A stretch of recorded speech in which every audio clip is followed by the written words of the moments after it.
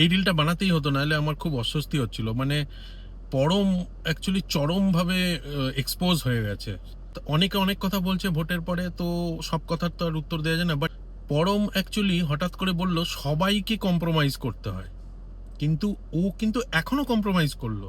রুদ্রনীল ঘোষকে দেখে পাশে হঠাৎ করে এই পক্ষ নিয়ে নিল, এবং ও এতটাই মানে ভুলভাল লোক যে নিজের 1 বছরের ছেলেকেও নিয়ে চলে এলো এই ব্যাপারে। না দাদা পরম, সবাই এরকম এতটা কম্প্রোমাইজ করে না, সবার একটা লেভেল আছে। আমরা সাধারণ মানুষ, আমরাও একটা পক্ষ নিচ্ছি, আমাদের রাজনীতি থেকে 1 পয়সাও আসে না। গ্রাউন্ড লেভেলের যেসব কর্মীরা আছে প্রত্যেকটা রাজনৈতিক দলের, তারা কিন্তু যথেষ্টভাবে ক্ষতিগ্রস্ত হয়।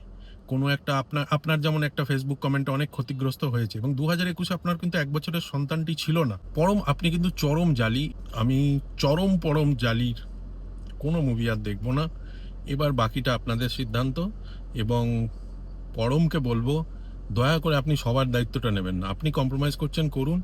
আর রুদ্রনীলদাকে বলবো দয়া করে এর থেকে দূরে থাকুন, আপনার যতই বন্ধু হোক। বিজেপি কিন্তু বড় পার্টি, ওয়েল অর্গানাইজড পার্টি। কিন্তু কিন্তু আপনার কেরিয়ারও নষ্ট করে দিতে পারে যদি একে আপনি সাপোর্ট করেন। তো বি কেয়ারফুল রুদ্রনীলদা। বাই বাই বন্ধুরা।